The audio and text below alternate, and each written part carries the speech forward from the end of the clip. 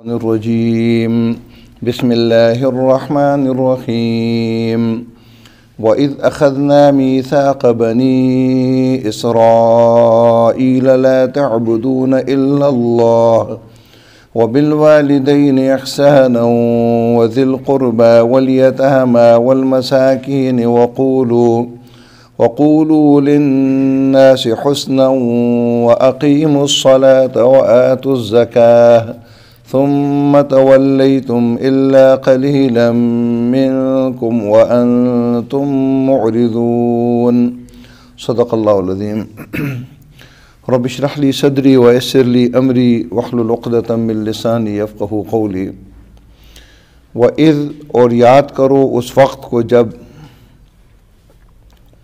اخذنا ہم نے لیا میثاقا پختہ عہد بنی اسرائیل سے لا تعبدون تم بندگی نہیں کرو گے الا اللہ سوائے اللہ کے وبالوالدین اور والدین کے ساتھ احسانہ اچھا سلوک کرو گے وذی القربہ اور رشتہ داروں کے ساتھ والیتامى اور یتیموں کے ساتھ والمساکین اور محتاجوں کے ساتھ وقولوا اور کہو للناس لوگوں سے حسنا اچھی بات واقیموا الصلاۃ اور نماز قائم کرو وآتوا الزکاۃ اور زکوٰۃ دو ثم تولیتم پھر تم پھر گئے الا سوائے قلیلاً تھوڑے لوگوں کے منکم تم میں سے وانتم اور تم ہو ہی معرضون پھرنے والے اعراض کرنے والے۔ حدیث سامعین، بنی اسرائیل کے واقعات کا ذکر ہے۔ آج ہماری کلاس خاص کلاس ہے، آدھا پارہ الحمدللہ ہم نے پورا کیا ہے، تو ہمارے شرکاء نے یہ فیصلہ کیا کہ ہم اور ساتھیوں کو بھی دعوت دیں گے تاکہ وہ ہماری اس کلاس میں آئیں، اس کو دیکھیں، اور آئندہ بھی وقتاً فوقتاً قرآن تو سارا اہم ہے لیکن بعض آیات بڑی جامع ہیں، جس طرح آج کی آیت ہے، تو ہم آپ کو دعوت دیا کریں گے کہ اگر آپ روزانہ نہیں آتے تو ہفتے میں 10 دنوں میں کبھی ایک دفعہ آ جایا کریں، تاکہ بعض مخصوص آیات جو بڑی جامع ہوتی ہیں ان سے آپ محروم نہ رہیں۔ بنی اسرائیل کے اندر بگاڑ اس وجہ سے پیدا ہوا کہ وہ اپنے آپ کو انبیاء کی اور صلحاء کی اولاد سمجھتے تھے، اور ان کا عقیدہ تھا کہ عمل کے لحاظ سے ہم جتنے بھی برے ہوں بہرحال جنت میں ہم جائیں گے، اور ہمارے علاوہ باقی جتنے لوگ بھی ہوں اگرچہ وہ کتنے ہی اچھے کیوں نہ ہوں وہ دوزخ میں جائیں گے۔ جب یہ فکر پیدا ہو جائے تو انسان بدعمل ہو جاتا ہے، تو بنی اسرائیل بھی بدعمل ہو گئے۔ اللہ رب العزت اپنے عہد و پیمان یاد کرا رہا ہے انہیں کہ دیکھو تمہارے ساتھ ہمارا جو معاہدہ ہوا تھا نا کہ جس کے بدلے میں ہم تم کو اجر دیں گے، تو اس کے اندر تو کچھ عقائد تھے، کچھ احکامات تھے، کچھ ذمہ داریاں تھیں، وہ اگر تم نے ادا کرنی ہے تو تمہیں یہ انعامات ہوں گے۔ اس میں تو یہ نہیں ہے کہ بس تم انبیاء کی اولاد ہو اب جو بھی کرو اللہ تعالیٰ تمہیں سزا نہیں دے گا۔ یہاں بھی ایک بڑے جامع عہد کا اللہ تعالیٰ نے ذکر کیا، اور یہی عہد اللہ تعالیٰ اب ہم سے باندھ رہے ہیں۔ آپ یہ نہ سوچیں کہ یہ عہد و پیمان تو بنی اسرائیل سے باندھے گئے، ہم سے تو نہیں۔ اللہ نے ذکر اس لیے کیا کہ چونکہ کل بنی اسرائیل ذمہ دار قوم تھے، ان کی ڈیوٹی تھی خود بھی صراط مستقیم پر چلنا، اللہ کی دین پر، اور لوگوں کو بھی اس کی طرف دعوت دینا، اس پر چلانا۔ آج وہی ذمہ داری ہماری امت مسلمہ کی ہے۔ اب یہ عہد و پیمان ہمارے ساتھ ہیں اللہ کے۔ اس عہد کے اندر سب سے پہلی جو بات تھی وہ یہ تھی کہ لا تعبدون الا اللہ، تم اللہ کے علاوہ کسی کی بندگی نہیں کرو گے، اللہ تعالیٰ کے علاوہ کسی کی تم عبادت نہیں کرو گے۔ عبادت میں سجدہ اور رکوع جس کو ہم پرستش کہتے ہیں یہ بھی آتا ہے، اور عبادت کے اندر احکامات کی اطاعت و فرما برداری بھی آتی ہے۔ جس طرح اللہ تعالیٰ کے علاوہ کسی بھی ذات کو، چاہے کوئی قبر ہو، زندہ ہو یا مردہ ہو، یا کوئی بھی بڑی ہستی ہو، اس کو سجدہ کرنا اس کی عبادت ہے، اسی طرح اللہ کے حکم کے مقابلے میں کسی کا حکم ماننا بھی اس کی عبادت ہے۔ اس لیے اللہ تعالیٰ سورہ یاسین میں فرماتے ہیں کہ اللہ تعالیٰ جب مجرموں کو اور نیک لوگوں کو علیحدہ کر لیں گے تو مجرموں سے جو خطاب کریں گے تو اللہ تعالیٰ نے کہیں گے یا بنی آدم اللہ تعبد الشیطان، کہ بنی آدم یعنی یاد کرائیں گے کہ کیا دنیا میں نے تمہیں حکم نہیں دیا تھا کہ تم شیطان کی عبادت نہ کرو؟ تو شیطان کو تو کسی نے رکوع اور سجدہ نہیں کیا، نہ اسے کبھی کسی نے دعا مانگی، نہ اس کی منت مانی اس کے نام کی، بلکہ ہمیشہ شیطان کو تو لوگ لعنت ہی کرتے ہیں۔ وہ لوگ بھی جو اس کے راستے پر چلتے ہیں، جو اس کے دوست ہوتے ہیں، زبان سے تو وہ بھی لعنت کرتے ہیں، لیکن اللہ کے حکم کے مقابلے میں شیطان کی بات ماننے والے صرف غیر مسلم ہی نہیں، اہل ایمان میں کے اندر بھی ایک بڑی اکثریت ہے جو اللہ کے حکم کے مقابلے میں جب شیطان کی بات مانتے ہیں تو دراصل اس وقت وہ شیطان کی عبادت کر رہے ہوتے ہیں۔ اللہ تعالیٰ نے سورہ فرقان کے اندر فرمایا ارأیت من اتخذ الہہ ہوا، کیا تو نے دیکھا اس شخص کو کہ جس نے اپنی خواہش نفس کو خدا بنا لیا، الہ بنا لیا، یعنی اپنی خواہش کی وہ عبادت کرتے، اس کا الہ اور معبود اس کی اپنی خواہش ہے، تو خواہش کا بت تو کبھی کسی نے نہیں بنایا نا، اور اس کے سامنے اس نے سجدہ رکوع کیا ہو۔ خواہش نفس کو، اپنے دل کی خواہشات کو الہ بنانے کا مطلب یہ ہے اللہ کا حکم ایک طرف ہو اور اپنی خواہش دوسری طرف ہو، اور ایک آدمی اللہ کے حکم کو چھوڑ دے اور اپنی خواہش اس کو کی تکمیل کر لے تو اس وقت اپنے خواہش کو اس نے خدا بنا لیا ہوتا ہے۔ اسی طرح آپ اگر عملی زندگی میں دیکھیں تو ہم کبھی اپنے معاشرے کو خدا بنا رہے ہوتے ہیں، کبھی معاشرے کے رسم و رواجات کو خدا بنا رہے ہوتے ہیں۔ البتہ ایک فرق ضرور سامنے رکھیں، اگر اللہ کے حکم کے مقابلے میں دوسری چیز کو ایک آدمی بہتر سمجھتے ہوئے اس پر عمل کرتا ہے، اس وقت وہ مکمل دائرہ اسلام سے خارج ہو جاتا ہے۔ لیکن اگر دوسری چیز کو بہتر نہیں سمجھتا، اللہ کی حکم کو بہتر سمجھتا ہے اور عملی لحاظ سے دوسری چیز اختیار کر لیتا ہے، تو عقیدے کے لحاظ سے مسلمان ہوگا، عمل کے لحاظ سے وہ کافر ہو جائے گا۔ ہم اس کو کافر نہیں کہیں گے، وہ ہوگا مسلمان ہی، لیکن عملی طور پر اس نے وہ کام کر لیے جو کافر کے کرنے کا تھا۔ مسلمان کا تقاضا تو مسلمانی کا تو یہ ہے نا کہ مسلمانی کہتے ہی ہیں کہ جو اپنے سر کو اللہ کے سامنے جھکا دے اللہ کے حکم کے مقابلے میں، اور جب ایک آدمی نہیں جھکاتا اور اللہ کے حکم کے خلاف چلتا ہے تو اس کا مطلب یہ ہے اس وقت کسی اور کو وہ خدا بنا رہا ہوتا ہے۔ خدا کون ہے؟ الہ کون ہے؟ جس کی بات مانی جائے۔ معبود اس کو کہتے ہیں جس کی بندگی کی جائے، اور ایک آدمی عملاً شیطان کی بندگی کرے، معاشرے کی کرے، اپنے خواہش کی کرے، تو اس کا تو صاف مطلب یہ ہے نا کہ وہ ان کا بندہ بنا ہوا ہے۔ عقیدے کے لحاظ سے ہوگا تو کافر ہوگا، عقیدے کے لحاظ سے نہیں ہے ہوگا مسلمان، لیکن دوزخ کے راستے پر چل پڑا ہے، کیونکہ کفار کا راستہ دوزخ کا راستہ ہے۔ اسی لیے اللہ کی بندگی کا معاملہ انسان کی زندگی کے بعض کاموں کے ساتھ نہیں ہے، مکمل زندگی کے ساتھ ہے۔ مثلا میں آپ کو مثال دوں، ایک آدمی نماز تو پڑھتا ہے لیکن سود کھاتا ہے تو وہ اللہ کا بندہ نہیں ہے۔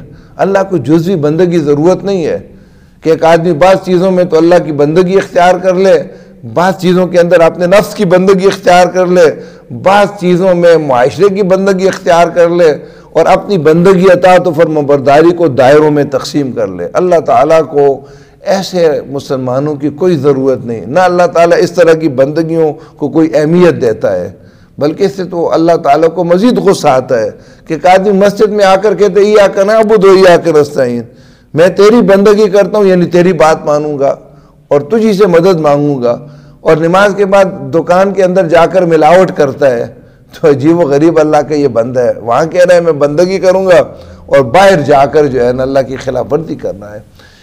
اس لیے اللہ کی مکمل بندگی، ہاں اس کے اندر خامیاں تو ہوں گی، انسان خطا ہے، کبھی کسی ایک حکم کے اندر خامی آ جائے گی، کبھی دوسرے کے اندر آئے گی، کبھی تیسرے کے اندر آئے گی، اس کا راستہ اللہ تعالیٰ نے رکھا ہے، توبہ کرے گا اور اپنی اصلاح کر لے گا، لیکن مستقلاً بعض کاموں کو اللہ کی بندگی سے بالکل کنارہ کش ہو جائے اور اس میں وہ کہے کہ نماز تو اللہ کے لیے ہوگی، تجارت موجودہ قوانین کے مطابق میں کروں گا، اور معاشرت وہ ہندوانہ جو رسم و رواجات ہیں اس کے مطابق، شادی جب میں کروں گا اس میں یہ ساری وہ چیزیں ہوگی جو ہندوؤں کی ہوں گی، غم کا موقع آئے گا تو اس موقع پر ہاں کچھ یعنی اللہ کے لیے، کچھ قیصر کے لیے، کچھ اپنے لیے، کچھ بیوی بچوں کے لیے بندگیاں تقسیم کر لے۔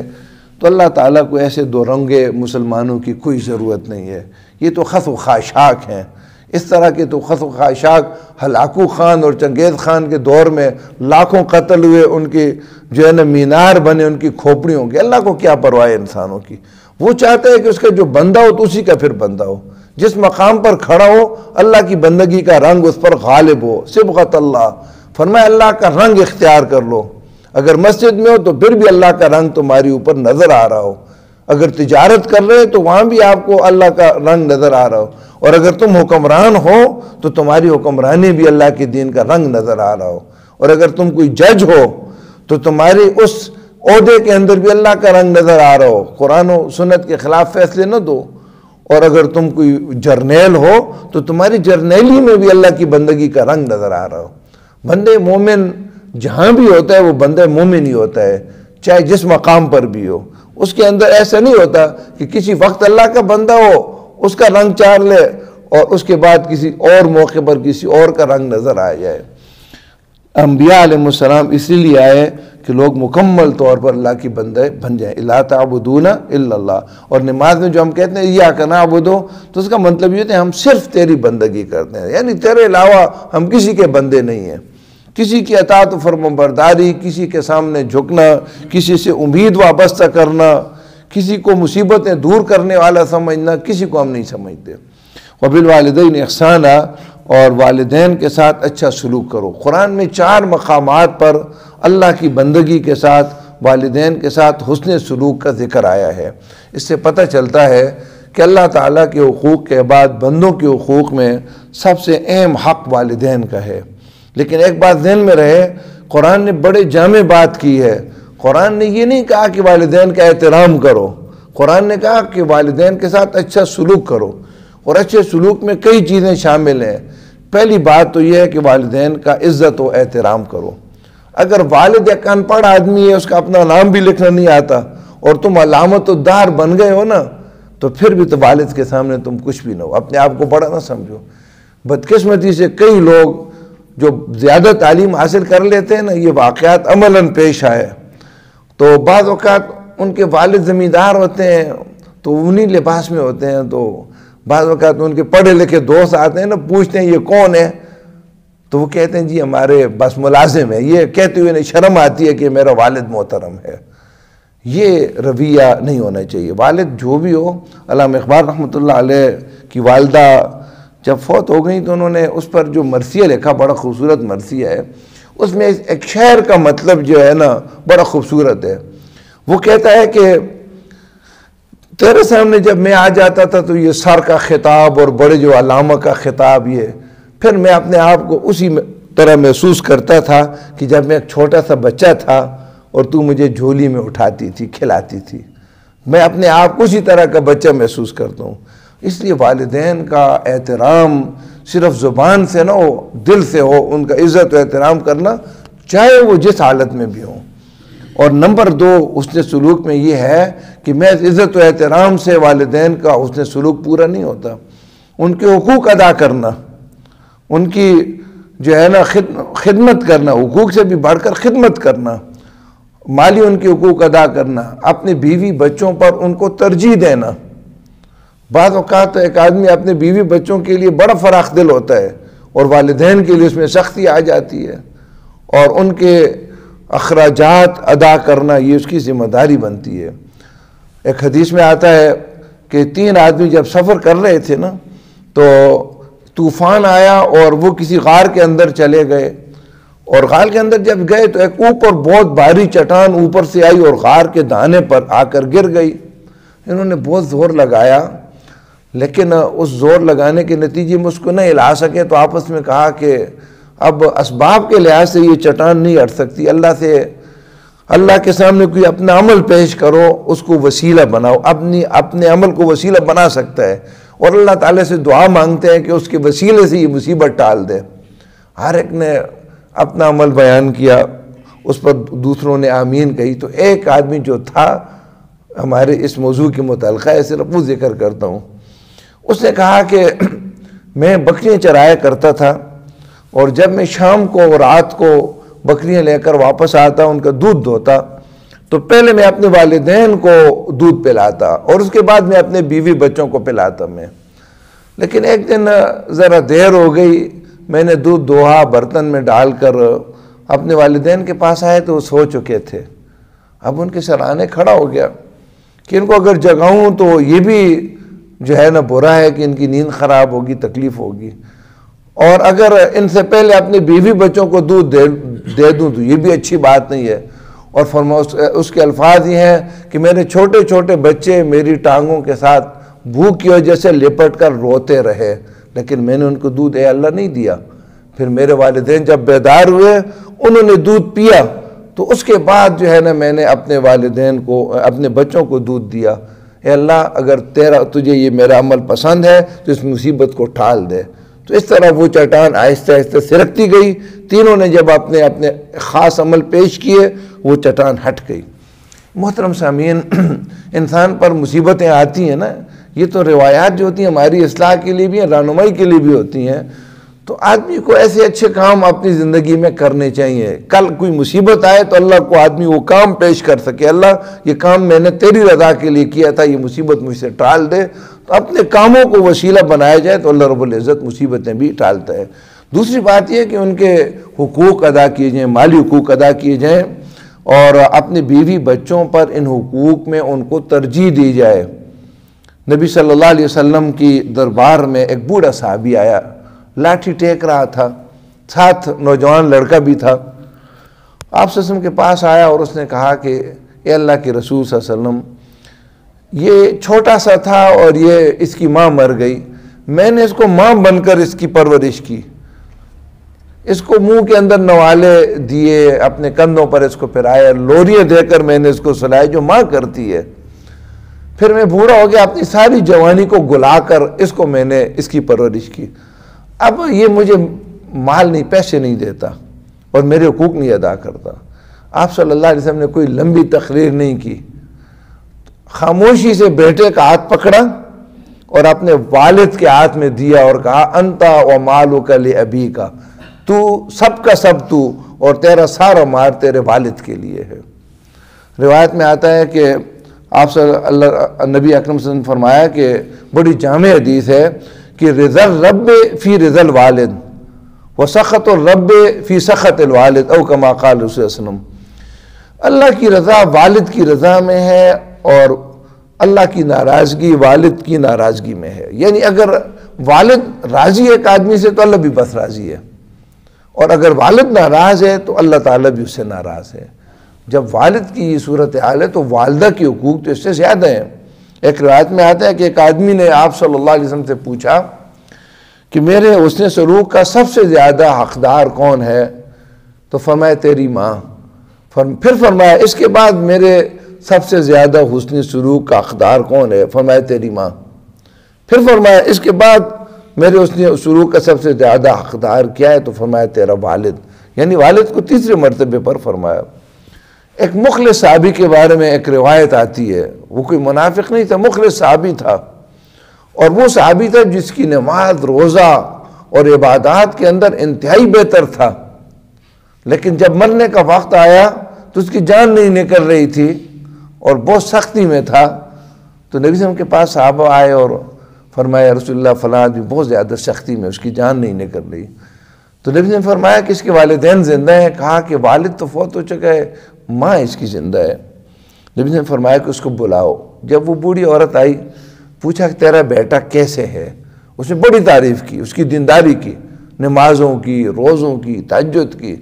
فرمایا میں پوچھ رہا ہوں تیرے ساتھ اس کا سلوک کیسا ہے؟ فرمایا یا رسول اللہ میرا دل اس سے جلا ہوا ہے۔ فرمایا اس کو معاف کر دو۔ فرمایا اگر آپ کا حکم ہے تو سر آنکھوں پر، لیکن آپ کا مشورہ ہے تو مجھے جو ہے نا معذور سمجھیں آپ۔ جب نبی صلی اللہ علیہ وسلم نے دیکھا کہ ماں نہیں مانگ رہی تو آپ نے آس پاس جو صحابہ کرام تھے انہیں کہا کہ لکڑیاں جمع کرو، آگ جلانی ہے. تو اس بوڑھی عورت نے پوچھا یا رسول اللہ آگ کیوں جلانی ہے؟ کہا تیرے بیٹے کو اس میں جلائیں گے، یہ ڈرانے کے لیے کہا، کیونکہ جہنم کی آگ تو اس سے بہت زیادہ 69 گنا یعنی دنیا کی آگ سے زیادہ گرم ہے. تو ماں تھی، پھر ماں کی مامتا اس کی جو غصے پر درد پر غالب آ گئی. اس نے کہا یا رسول اللہ میں اس کو جو ہے نا معاف کر دیتی ہوں. بس اس نے معاف کیا. اس صحابی نے کلمہ پڑھا اور اللہ تعالیٰ کے ہاں وہ چلا گیا. مخلص صحابی تھا، اعمال کے اندر عبادات کے اندر بھی بہت اچھا تھا. ماں خود کہہ رہی ہے بہت نیک ہے، بہت اچھا آدمی ہے، بہترین عبادت کرتا ہے.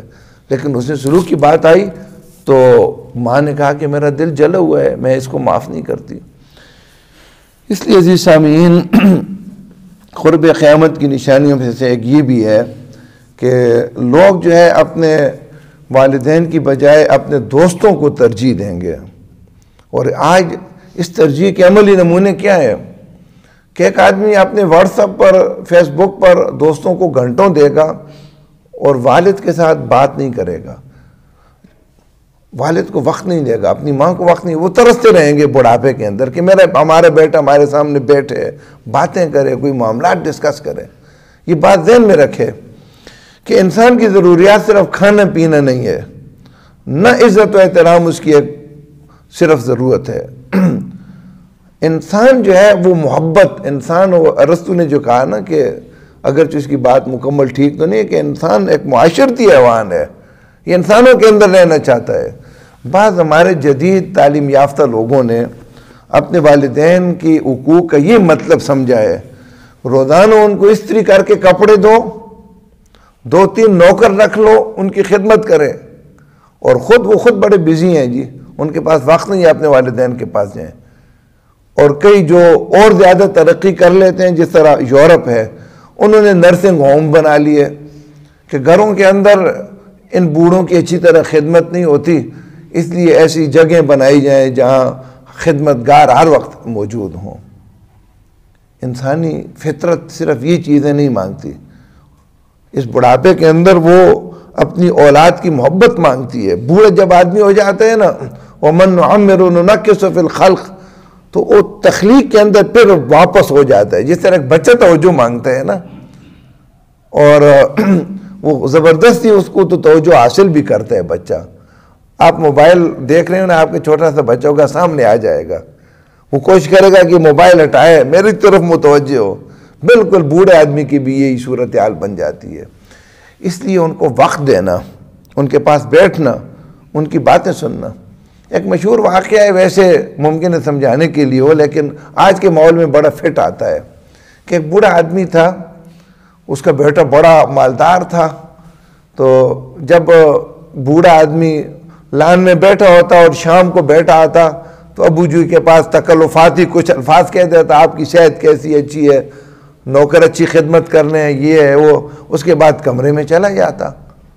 پھر صبح جاتے ہوئے ملتا تو ایک دن والد نے جب جا رہا تھا تو کہا بیٹے تھوڑا سا وقت دینا ہے. وہ آ گیا، کیا ابو جی کوئی تکلیف ہے، بیماری ہے؟ کہا کوئی بیماری نہیں، ادھر بیٹھو کچھ باتیں کرنی ہے. باتوں میں لگا دیا. سامنے کوا بیٹھا ہوا تھا تو بیٹے سے کہا کہ وہ کیا ہے؟ کہا ابو جی کوا ہے.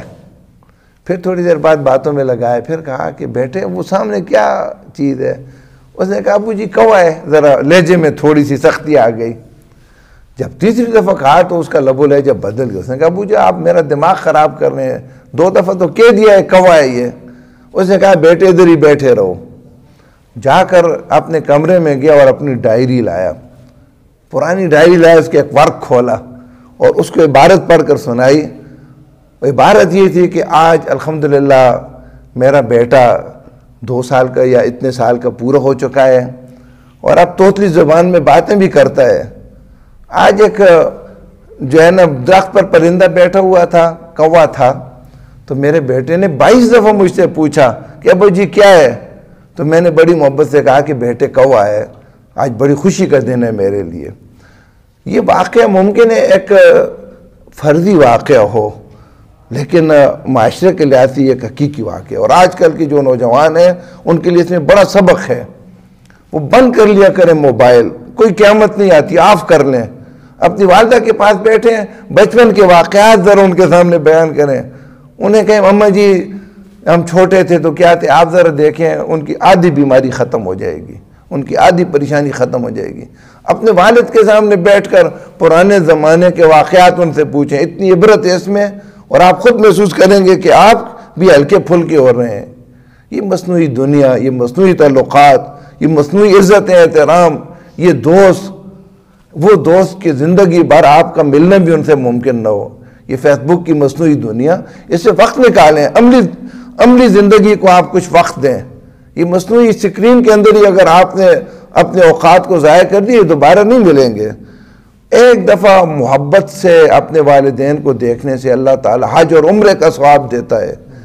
ایک حج اور عمرے کا اجر کتنا زیادہ ہے ایک دفعہ صرف دیکھنے سے. اور آپ اگر گھنٹہ آدھا ان کے پاس بیٹھیں گے تو کتنا بڑا آپ ثواب کما سکتے ہیں، اس دوسرے کاموں سے آپ نہیں کما سکتے. اس لیے والدین کے ساتھ حسن سلوک میں یہ ساری باتیں جو نبی صلی اللہ علیہ وسلم نے جن کی وضاحت کی اور قرآن نے دوسرے مقامات پر بھی ان کو بیان کیا، عزت و احترام بھی کرنے ہیں اور ان کی مالی حقوق اور دوسرے حقوق بھی ادا کرنے ہیں. اب وہ دور ختم ہو گیا ہے کہ ایک بیٹا آئے نا اور زبردستی آ کر باپ کے پاؤں دبانا شروع کر دے. وہ منع کرے گا آپ کو، لیکن اس کے دل پر جو محبت کے جذبات ابھریں گے نا، اور آپ کے لیے دعائے خیر جو اس کے دل سے نکلے گی. ایک آدمی نے بڑی خوبصورت بات کی، مجھے بڑی اچھی لگی. اس نے کہا کہ انتہائی بیوقوف انسان ہے وہ جس کے والدین زندہ ہیں اور دوستوں سے کہتے ہیں میرے لیے دعا کرو. اور خدا کے بندے، والدین سے تو کیوں نہیں دعا کرواتا؟ ان کی خدمت کر، کیسی کیسی وہ دعائیں کریں گی اور کیسے اللہ تعالیٰ ان کو قبول کرے گا. رہا یہ معاملہ کہ جن کے والدین اس دنیا سے جا چکے ہیں، اب تو واپس نہیں آ سکتے نا. ان کے لیے یہ ہے کہ ان کے والدین کے یعنی والد کے جو دوست ہیں ان کے حقوق ادا کریں. یہ ان کے والدین کے حقوق میں آتا ہے. اور والدہ کی جو سہیلیاں ہیں ان کے حقوق ادا کریں. اور نمبر 2، ان کے لیے دعائے مغفرت کرتے رہا کریں. رب ارحمہما کما ربیانی صغیرا، اور بھی دعائیں ہیں، یہ دعائے مغفرت کرتے رہیں. اس کی وجہ سے حدیث میں آتا ہے کہ ایک آدمی نے اگر اپنے والدین کی نافرمانی کی، زندگی میں نافرمان سرکش رہا اور اسی حالت کے اندر اس کے والدین دنیا سے چلے گئے، بعد میں اللہ تعالیٰ نے اس کو ہدایت دی، اب ان کے لیے مسلسل دعائے مغفرت کرتا رہے گا تو اللہ تعالیٰ اس کو فرمانبردار اولاد میں لکھ دے گا. اس کی اللہ تعالیٰ سرکشیاں معاف کر دے. کیوں؟ ایک دوسرے روایت میں آتا ہے کہ ایک آدمی کا درجہ جنت میں بلند ہو جاتا ہے. اور جنت میں درجہ بلند ہونے کا مطلب میں آپ کو اگر یہ سمجھاؤں کہ ایک آدمی کا اگر شینکا کے اندر جو ہے نا، شینکا تو چلے فتح جنگ کے کسی ویرانے میں 5 مرلے کا پلاٹ ہونا، اور اس کو کوئی کہہ دے کہ اس 5 مرلے کے پلاٹ کے بدلے میں 1 کنال زمین آپ پارا کے پاس تو میں پورا ایک بڑا پلاٹ دے دیا گیا ہے. جنت میں بھی درجے ہیں اور ہر اوپر والا درجہ نیچے والی جنت سے بہت اچھا ہے. اور درجوں میں بھی فرق اتنا ہے کہ جس طرح زمین اور ستاروں کے برابر ہے. اتنا بڑا درجہ ایک آدمی کا بلند ہو جاتا ہے، وہ بڑا خوش ہوتا ہے کہ اور پوچھتا ہے کیوں درجہ بلند ہوا؟ تو فرشتوں سے بتاتے ہیں کہ تیری اولاد میں سے یا کسی رشتہ دار نے تیرے لیے دعائے مغفرت کی ہے اور اس کے بدلے میں اللہ تعالیٰ نے تیرا درجہ بلند کر دیا ہے. اب لازمی بات ہے، ایک مثال سے میں بات سمجھاؤں. ایک آدمی کوئی نوجوان شینکا میں تھا، اپنے والدین کی مالی مدد وہ نہیں کرتا رہا، اس کے بعد انگلینڈ یا امریکہ چلا گیا. اس کو احساس ہوا میں نے تو بڑی غلطی کی، اپنی مزدوری میں سے میں نے انہیں کچھ نہیں دیا یا کم دیا. اب یہ ہے کہ اپنی تلافی کے لیے ہر مہینے والدین کو کبھی ₹1,00,000 کبھی 2 لاکھ کبھی 3 لاکھ بھیج رہا ہے. تو والدین راضی ہو جائیں گے نا. والدین تو ایسے بھی بڑے نرم دل ہوتے ہیں اپنی اولاد کے لیے. اسی طرح ایک بندہ، اس کے اولاد نے اس کی باتیں نہیں مانی، احترام نہیں کیا، حقوق میں کمی کی، وہ آدمی دنیا سے چلا گیا. اب جنت میں اس کے درجے بلند ہو رہے ہیں، آئے دن اس کو ایک بلند درجہ دیا جا رہا ہے، تو اس کا دل خوش ہو جائے گا اپنی اولاد سے نا کہ اس وقت مجھے کام آ رہا ہے. اس لیے اپنی اولاد اور والدین کے لیے دعائے مغفرت کرتے رہنا. اور جن کے والدین یا والدہ میں سے کوئی ہے تو اس کے لیے بڑا چانس ہے جنت کمانے کا. آپ نے فرمایا کہ اس آدمی کا ناک خاک آلود ہو، یعنی تباہ و برباد ہو، کہ والدین میں سے کوئی ایک یا دونوں موجود ہیں اور پھر بھی وہ جنت نہ کما سکے. یعنی جنت کا اتنا شارٹ کٹ، چند قدم پر جنت ہے، اور پھر بھی وہ جنت میں نہ جا سکے۔ وذی القربہ، اور قریبی رشتہ داروں کے ساتھ حسن سلوک کرے، اور یتیموں کے ساتھ اور محتاجوں کے ساتھ۔ قریبی رشتہ داروں، یتیموں اور محتاجوں کے ساتھ بھی حسن سلوک میں یہ بھی ہے کہ ان کی مالی مدد کرے اور ان کے ساتھ عزت و احترام سے پیش آئے۔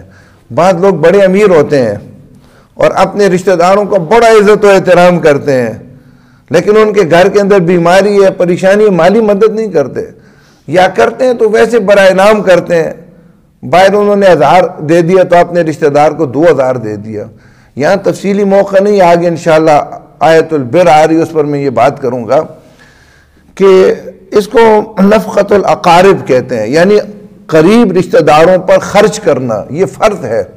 اور شاید یہ بات آپ نے پہلے نہ سنی ہو، مال کے اوپر ایک تو زکوٰۃ فرض ہے نا، 2.5% جو ہوتا ہے سونے کی یا مال کی، وہ تو تفصیل انشاءاللہ کبھی آئے گی، لیکن زکوٰۃ کے علاوہ ایک غیر متعین مال نکالنا بھی مالدار آدمی پر فرض ہے، اس کا تعین ہی اللہ نے کیا۔ اور فقہا کہتے ہیں وہ مال ہے جو اس کے قریب ترین رشتہ دار ہیں، مثلا چچا ہے، ماموں ہے، خالہ ہے، ان کی اولاد ہے، ان کے اندر کوئی آدمی اگر ضرورت مند ہے، اس کی ضرورت پوری کرنے اس پر فرض ہے، اس پر 1,00,000 روپے لگتے ہیں، 2 لاکھ لگتے ہوں، 3 لاکھ لگتے ہوں، 4 لاکھ لگتے ہوں، یہ اگر ادا نہیں کرے گا تو ایک فرض کی ادائیگی نہیں کر رہا، قیامت کے دن اللہ تعالیٰ کے ہاں یہ ذمہ دار ہوگا۔ ایک آدمی کے بینک کے اکاؤنٹ میں 50 لاکھ روپے پڑے، اس کا چچا زاد بھائی سخت بیمار، اس کو آپریشن کے لیے ضرورت ہے اور وہ پیسے نہیں دے رہا، یہ اس پر فرض ہے، 1,00,000 روپے لگتے ہیں، 50، 2، 4، 5 ہوں تو مل کر کہیں کہ ہم جو ہے نا پیسے ڈالتے ہیں اور اپنے اس رشتہ دار کا مکان نہیں ہے تو مکان تعمیر کر کے دیتے ہیں، اگر وہ بیمار ہے تو اس کا ہم علاج کرتے ہیں، کوئی بچی ہے، شادی کا موقع ہے، اس کی بچی کی شادی یا بچے کی شادی کرواتے ہیں، یہ رشتہ داروں پر فرض ہے، نہیں ادا کریں گے تو جس طرح زکوٰۃ نہ ادا کرنا ایک جرم ہے، اسی طرح اپنے قریب ترین رشتہ داروں کی مالی ضروریات جو حقیقی ضروریات ہیں، آج کل تو بہت ساری خواہشات کو بھی لوگوں نے ضرورت بنا لی ہے نا، یہ بھی ایک ضرورت ہے کہ بڑا بیٹا موٹر سائیکل مانگ رہا ہے، پھر چھوٹا مانگ رہا ہے، پھر بڑا بچہ جو ہے نا موبائل مانگ رہا ہے، اور پھر اچھا موبائل مانگ رہا ہے۔ یہ ضروریات نہیں، یہ خواہشات ہیں، میں ضرورت کی بات کر رہا ہوں۔ کسی بچے کی شادی کرنی ہے، وہ بھی فضولیات سے ہٹ کر، یہ بھی نہ ہو کہ شادی کے لیے 10 لاکھ روپے ضرورت ہیں، کس نے کہا کہ 10 لاکھ کی شادی کرو؟ نبی اکرم صلی اللہ علیہ وسلم نے جب خیبر فتح کیا تو آپ کو جو ہے اطلاع ملی، شاید پہلے بھی میں نے واقعہ بیان کیا، آپ کو اطلاع ملی کہ حیی ابن اخطب جو سردار جو ہے نا قبیلہ ہے، اس کی بیٹی عروسی کی حالت میں اور اس کا خاوند قتل ہو گیا، یعنی شادی لگی ہوئی تھی، دلہن کا جوڑا پہنا ہوا ہے اور خاوند قتل ہو گیا ہے، اور اس کی تعریف بھی کی، تو نبی اکرم صلی اللہ علیہ وسلم نے اپنے نکاح کا پیغام بھیج دیا اور شادی ہو گئی، وہ مسلمان ہو گئی تھی۔ حضرت زینب رضی اللہ تعالیٰ عنہ ان کا نام ہے، امہات المومنین میں سے ہیں۔ چل پڑے، راستے میں کچھ سفر طے کرنے کے بعد ان کی ماواری ختم ہوئی، اور اس کے بعد اگلی صبح آپ صلی اللہ علیہ وسلم نے انس بن مالک سے کہا، اور انہوں نے ایک کھجور اور پنیر اور گھی کا ملا ہوا ایک حلوہ بنتا تھا، وہ حلوہ تھوڑا سا پکایا، اور انس بن مالک سے کہا کہ آس پاس جو قریب لوگ ہیں ان کو بلاؤ، یہ ولیمہ کھا لیں۔ وہ آئے، انہوں نے ولیمہ کھا لیا، اور آپ نے امت کے لیے ایک سادہ شادی کی۔ ایک حیی ابن اخطب جو بہت بڑا اس سردار تھے، اس کی بیٹی کا رخصتی ہے، اور سرور کائنات صلی اللہ علیہ وسلم جو ہے نا ان کا نکاح ہو رہا ہے، اور خرچ اس پر کیا ہے، ممکن آج کل کے حساب سے 200-300 روپے خرچ آئے ہوں۔ یہ شادی تھی۔ دین اسلام نے تو ہمیں آسان زندگی گزارنے کے لیے دی ہے نا، تو لوگوں کی تربیت بھی کی جائے اور انہیں بتایا جائے جہیز ہے ہی ایک لعنت ہے، جہیز کا تو کوئی اسلام میں تصور ہی نہیں ہے۔ جس آدمی کی بیٹی کا نکاح ہو رہا ہو، اس کی جو ہے نا رخصتی ہو رہی ہو، اس کے والدین کوئی خوش تو نہیں ہوتے کہ لوگ آ کر ان کے پاس باراتیں کھائیں اور دعوتیں کھائیں، یہ تو ان پر ایک بہت بڑا ظلم ہے۔ ان کی بچی جو انہوں نے پالی پوسی، ان کے دل پر تو قیامت گزر رہی ہوتی ہے نا، جس طرح ایک آدمی کی اولاد کی میت نکل رہی ہوتی ہے نا، اتنا نہیں تو اس سے آدھا درد تو ہوتا ہے نا والدین کو، اور لوگ آ کر ان کے پاس مبارکبادیں بھی دے رہے ہیں، کھانا کھا رہے ہیں، اور باراتیں ہو رہی ہیں اور وہ جہیز بھیج رہا ہے، یہ کون سا ظلم ہے ہندوانہ تہذیب نے ہمارے اوپر کیا؟ والد کا تو 1 روپے کا خرچہ بھی نہیں ہے۔ آپ صحابہ کرام کے دور کی شادیاں دیکھ لیں، وہ تو 1 کپڑے کے اندر اپنی بیٹی کو رخصت کرے گا، وہ بھی دل پر اس کی چھریاں چلیں گی۔ یہ اللہ کا حکم ہے، کس والد کا دل چاہتا ہے اس کی اولاد اس کے گھر سے نکلے؟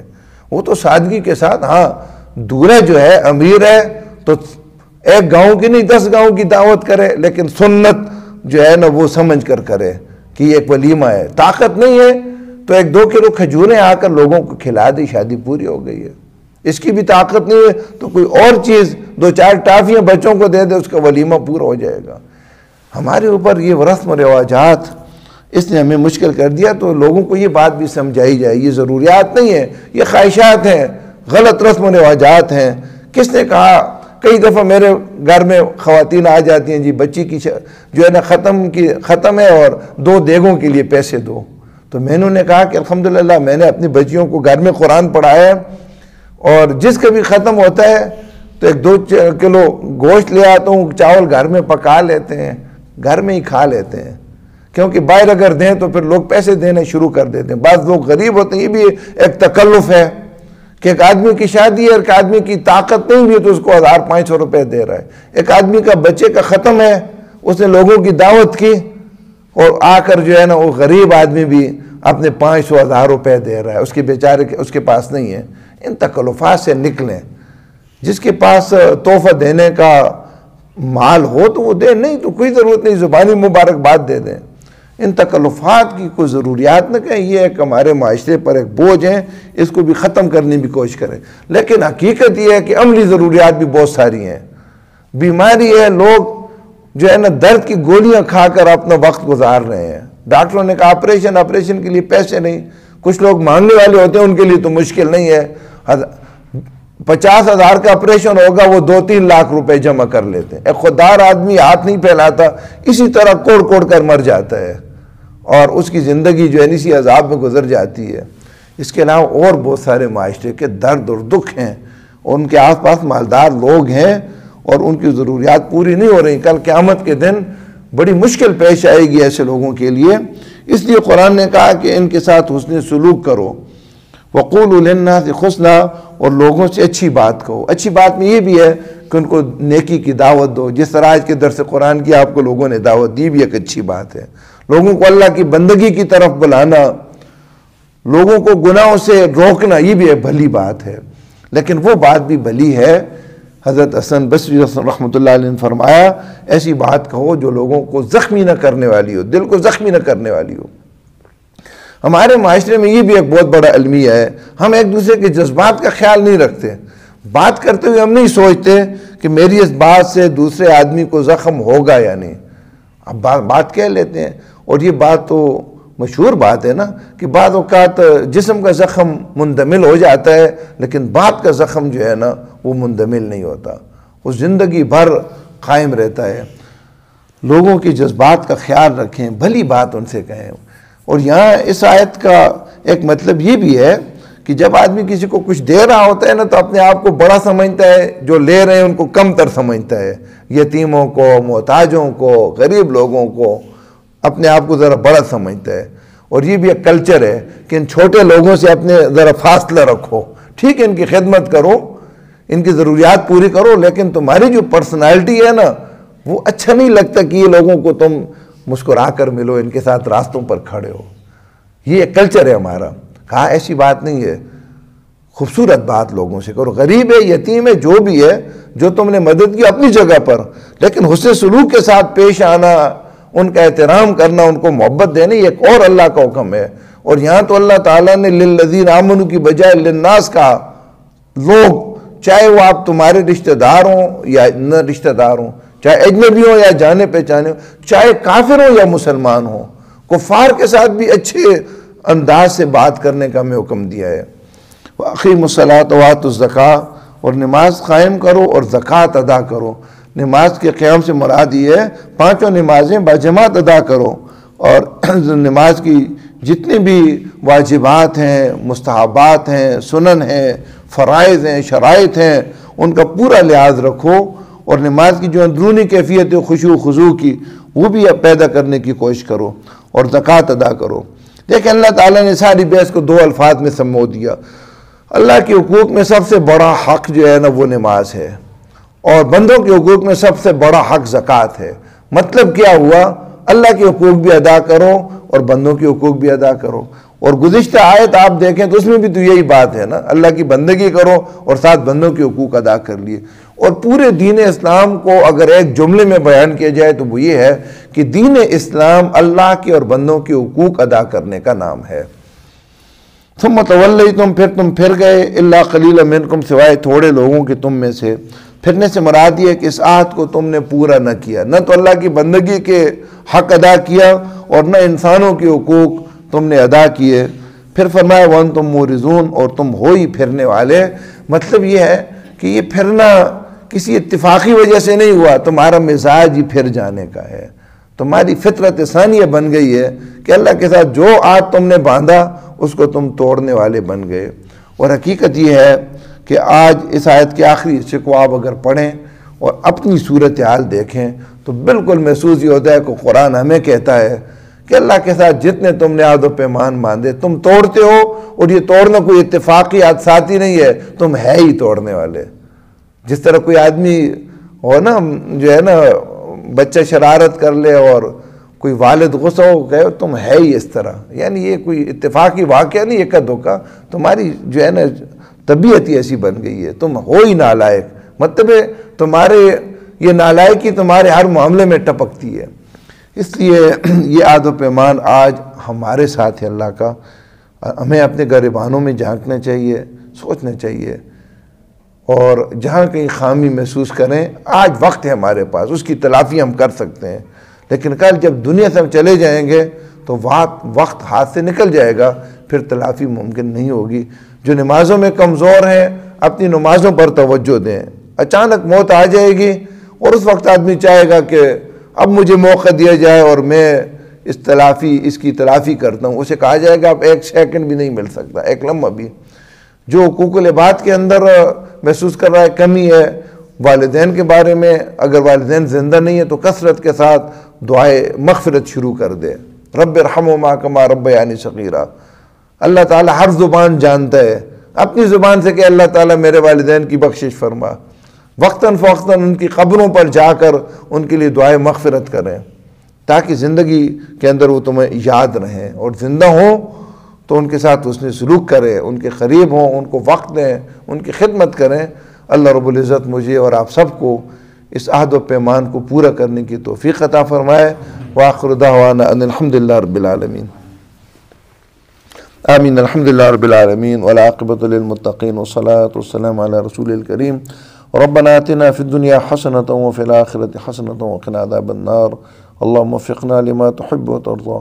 اللهم احسن عاقبتنا في الامور كلها واجرنا من خزي الدنيا عذاب الاخرہ۔ یا رب العالمین، آج تیری عظیم کتاب کی ایک عظیم آیت مبارکہ ہم نے سیکھی ہے، پڑھی ہے، یا رب العالمین اس پر ہم سب کو عمل کرنے کی توفیق عطا فرما۔ یا رب العالمین اس کے ایک جز کے اندر ہم نے کوتاہی کی، ان کوتاہیوں کو معاف فرما، اس کی تلافی کے ہمیں یا رب العالمین کرنے کی توفیق عطا فرما۔ اپنی بندگی کے اندر جو خامی رہ گئی اس کو دور کرنے کی توفیق عطا فرما۔ یا رب العالمین والدین کے حقوق کے اندر کوئی کمزوری رہ گئی ہے تو معاف فرما، اور ہم میں سے جن کے والدین یا ان میں سے کوئی ایک اس دنیا سے جا چکا ہے یا رب العالمین اس کو جنت الفردوس کے اندر جگہ عطا فرما۔ یا رب العالمین اس کو علیین کا اعلیٰ مقام عطا فرما۔ یا رب العالمین اس کی کوتاہیوں کو معاف فرما۔ یا رب العالمین اس کی نیکیوں کو قبول فرما۔ یا رب العالمین ہمارے دعاؤں کی وجہ سے اس کے درجات کو بلند فرما، ان کو ہم سے راضی فرما دے۔